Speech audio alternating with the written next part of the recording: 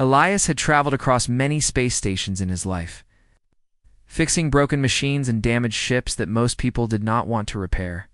He lived a simple life, carrying only a small toolkit and a worn jacket that smelled like metal and engine smoke. People often walked past him without noticing him, but he never complained. He liked working quietly and staying away from trouble. Humans were rare in this part of the galaxy, and they usually kept to themselves. That day, he arrived at Docking Bay 7 after receiving a repair request from the station commander. He expected to find another burnt-out engine or a broken plasma coil. He never expected to meet someone who would completely change his day, and maybe even his life. A young alien woman stood beside a small transport ship. She had soft silver eyes and pale markings on her cheeks. Her clothes were old and loose, and her long dark hair was tied back in a messy knot, like she had been traveling for days without rest.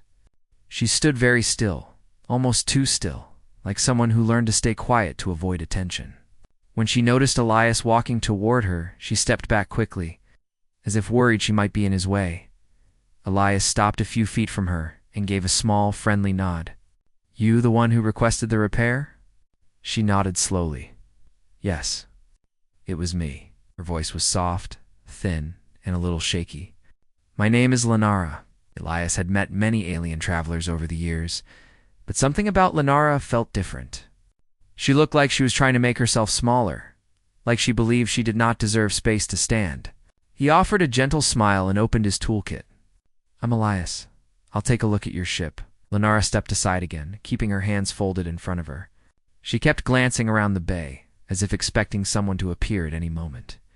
Her eyes were tired, and her shoulders were tense. Elias could tell she had been living with fear for a long time. He climbed into the ship's engine compartment and began checking wires, panels, and fuel lines. The whole ship felt like it had been patched together many times. Some parts were old, some were melting, and some were simply missing. Whoever had owned it before did not take care of it. As he worked, he asked quietly, "How long have you been flying this ship?" Lenara hesitated. "Since I escaped." Then she froze and lowered her eyes, like she had said something she wasn't supposed to say. Elias didn't push her. He understood what it meant when someone used the word escape so carefully. He worked in silence for a while, trying to make her feel comfortable. Every few minutes, he asked for a tool, and Lenara rushed to hand it to him. She always handed things with both hands, with so much fear of making a mistake that Elias's chest tightened a little. She wasn't used to normal kindness. That much was clear. Finally, he climbed out from under the ship and stretched his back. "Your engine is stubborn," he said with a tiny smile, "but I think I can fix it." Lenara looked worried. Is it too damaged?" "Nothing I can't handle, darling," he said without thinking. The moment he said the word, the world seemed to stop. Lenara's eyes widened. She froze completely. Her breath stopped halfway. Her hands lowered slowly, like she suddenly forgot how to move them. She stared at him with a strange expression, part shock, part fear, part something else he couldn't name. Elias blinked, confused. "You all right?" Lenara swallowed hard. "Why? Why did you call me that?" "Oh," Elias said, feeling awkward. "I didn't mean anything bad. It's just a friendly word humans use sometimes, for someone like me." She whispered. He frowned slightly. "Sure, why not for you?" Lenara lowered her eyes again. "My people. They never use words like that. We do not receive kind names. We are taught to serve. We are not called gently." Her voice was small, almost painful. Elias understood then. She wasn't shocked because she disliked the word. She was shocked because she had never heard anything gentle directed at her. "Well," he said softly, "you deserve kindness like anyone else." Lenora's eyes shimmered, and she quickly turned her face away, pretending to check a loose panel on the ship. Elias didn't say anything more. He simply worked quietly again, giving her time to breathe. He fixed the fuel lines, adjusted the stabilizer, and patched up a damaged panel. While he worked, he noticed Lenara was watching him very closely, not with suspicion, but with the careful attention of someone who wasn't used to anyone helping her without wanting something in return. After nearly 2 hours, Elias wiped his hands and stepped back. Your ship is working now. She's old, but she'll fly fine. Lenara looked relieved. Thank you. Ilyassi nodded. No problem. Then, noticing her shaking hands, he added, You look tired. When was the last time you rested? She hesitated again. Rest was not something my old life allowed. Elias frowned. The way she said aloud made him feel strangely angry, but not at her, at whoever had made her think such things. Well, you're allowed now, he said gently. Her breath caught again. She stared at him like she didn't know how to respond, before Elias could say anything more. A loud metallic echo filled the docking bay. Heavy boots approached. A group of armored aliens entered the bay, wearing matching uniforms with dark silver markings. Their faces were stern and their eyes sharp. Lenara froze on the spot. Elias noticed immediately. Her entire body tensed, her breath went shallow, and she stepped behind him without thinking. It was pure instinct. The leader of the group pointed at Lenara. There she is. Step aside, human. Elias didn't move. His voice stayed calm and simple. She doesn't want trouble. Let her go. The alien commander sneered. She belongs to us. She was born into a noble house. She ran away. She must be returned. Lenora's voice trembled. I did not run away. I escaped. The commander glared at her. Your choices are irrelevant. Elias took a step forward, placing himself fully between Lenara and the soldiers. He did not carry a weapon. He did not have armor. But he didn't seem afraid. She asked for help, he said quietly. So I'm helping. The soldier laughed coldly. Human, you are far from your world. Do not involve yourself. Elias shook his head. Too late. I already am, Lenara whispered behind him, her voice shaking. Elias. You do not have to do this, he answered softly, without turning his head. Someone should stand for you. She closed her eyes for a moment, as if the words hurt and healed at the same time. The commander stepped forward. We will return with clearance. She will come with us. No one will stop us. Elias didn't answer. He just watched them leave, his jaw tight. As soon as they were gone, Lenora's knees weakened. Elias caught her gently before she fell. I'm sorry, she whispered. I brought danger to you. It's fine, he said softly. I'm not scared of them. But why? She looked up at him, her silver eyes trembling. Why are you kind to me?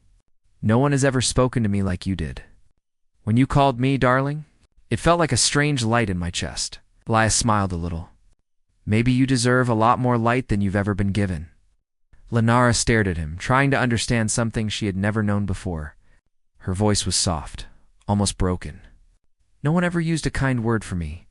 Not once in my life? Well, Elias said gently, then maybe this is the start of something new. Outside, the alarm lights turned red. The soldiers were regrouping. They were coming back. But Elias stood calm beside Lenara. He wasn't planning to move away from her, and he wasn't planning to let anyone take her again. Elias knew trouble was coming. He could feel it in the silent shift of the air, in the faint tremble under his boots as the docking bay went into restricted mode. Red lights blinked across the high metal ceiling, warning that a security team was gathering somewhere else in the station. Lenara stood beside him, her hands trembling slightly as she tried to hide her fear. She kept taking tiny breaths, like she didn't want to draw attention, even though no one else was there. Elias looked at her and spoke gently. You don't have to be scared anymore. I am not scared of you, she whispered. I am scared of them, he nodded slowly. That part makes sense. She hugged her arms around herself, staring at the floor. They will take me back. They always take people like me back. I was born into their house. They say I must serve until they release me. And they never release anyone. Elias leaned against the side of her ship, thinking. He wasn't a soldier. He wasn't a fighter. He didn't have special tech or powerful allies. But something inside him refused to step aside. He had seen too many people being treated like tools instead of living beings. He wasn't letting it happen again. How far are you trying to go? He finally asked. Lenara blinked in confusion. Go. If your ship worked perfectly, Elias said, Where would you fly? What's your goal? The question surprised her. She took a long moment before answering. A place where no one knows my name. A quiet moon with small houses and simple people. Somewhere I could work, earn food, and sleep without fear. Elias smiled slightly. Sounds peaceful. It sounds impossible, she whispered. For someone like me, that's where you're wrong, he said gently. It's not impossible. But you won't get there if they take you today. Lenora's breath tightened again. They have the authority to take me. They have the right. No, Elias said firmly. Authority isn't the same as being right. Before Lenara could answer, the docking bay doors opened again. This time the footsteps were sharper, louder, more disciplined. The alien soldiers returned with a larger group, all armored in the same dark silver color. Their commander stood in front, his expression hard. Elias exhaled slowly. All right, round 2. Lenara stepped behind him again, her fear overflowing without words. Elias didn't move from his position. The commander pointed at Lenara. She is coming with us. You have delayed official retrieval. Step aside immediately. Elias kept his voice steady. She doesn't want to go. That is irrelevant, the commander snapped. She belongs to a noble house of my world. She is trained property. She deserted her duty. Elias could feel Lenara shaking. He didn't turn around, but he spoke softly to her. You're not property.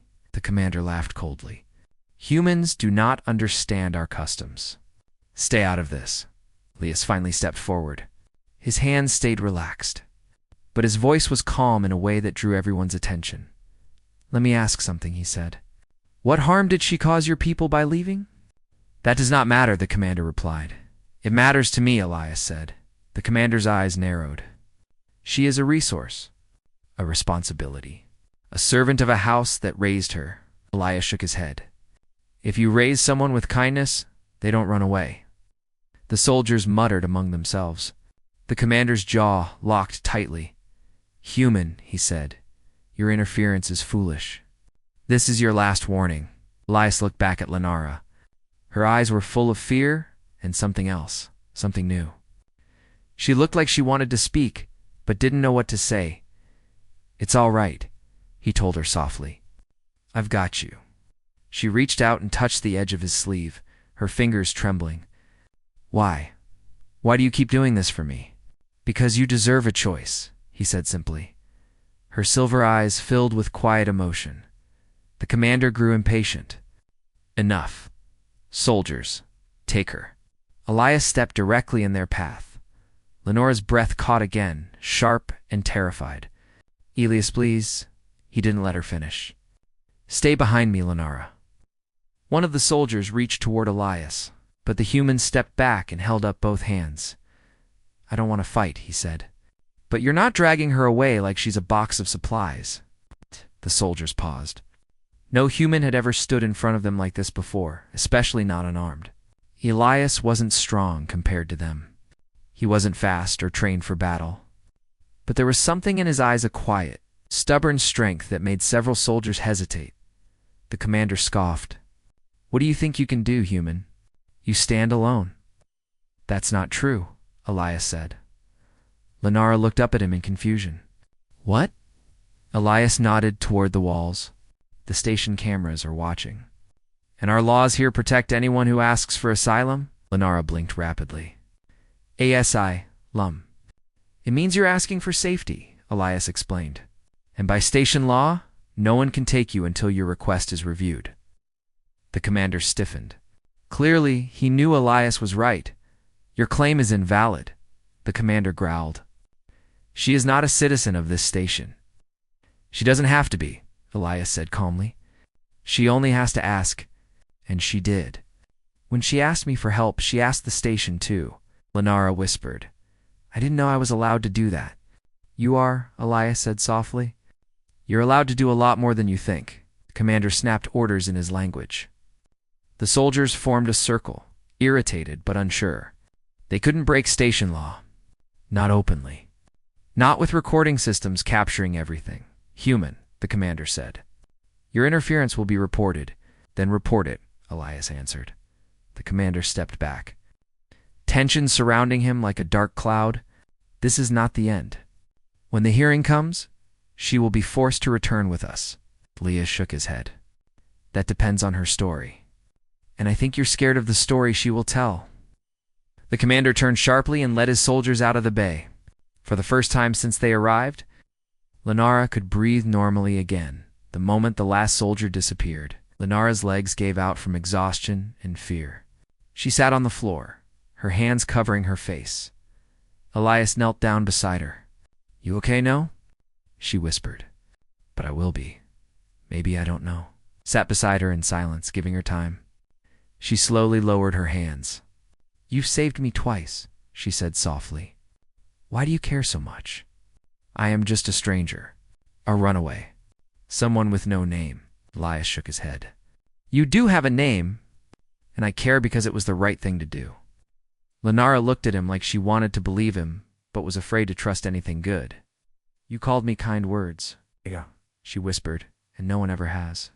You stood in front of soldiers for me. Elias. I don't know why I feel so strange inside. You're not used to someone choosing you," he said quietly. She nodded slowly. He helped her stand. But she didn't let go of his hand right away. "Will they come back?" she asked. "Yes," he admitted. "But now the station is involved. They can't just take you again." "What if the station decides against me?" "Then we'll make a new plan," he said. "I won't leave you alone." Her silver eyes softened in a way he had never seen before. "You speak like I matter?" "You do." She took a shaky breath. "When you called me darling, I didn't understand the feeling. It was warm, strange, like something inside me wanted to wake up." Elias smiled gently. "Maybe it's the feeling of being treated like a person, not a tool." She swallowed hard, emotion rising again. "I want to learn how humans speak kind words. I want to learn how to live without fear." Elias nodded. "I can help with that." Lenara looked around the bay. "Where do we go now?" "We talk to the station officer," Elias said. "We start your asylum process, and then we figure out where you can stay safely." Lenara brushed her fingers over her sleeve, touching the place where his hand had been. "Elias, thank you for everything. No one has ever given me even a small chance, and you gave me a big one." He gave her a warm smile. "You're welcome, Lenara." They walked out of the docking bay together. Lenara stayed close to him not out of fear, but out of trust. Maybe for the first time in her life, she didn't know where the path ahead would lead. But she knew one thing with complete certainty. When he called her a kind name for the first time in her life, something inside her changed. And when he stood between her and danger, something else awakened. For the first time ever, she felt like she belonged somewhere. Maybe not to a place, maybe to a person, maybe to someone who called her darling like she was worth something.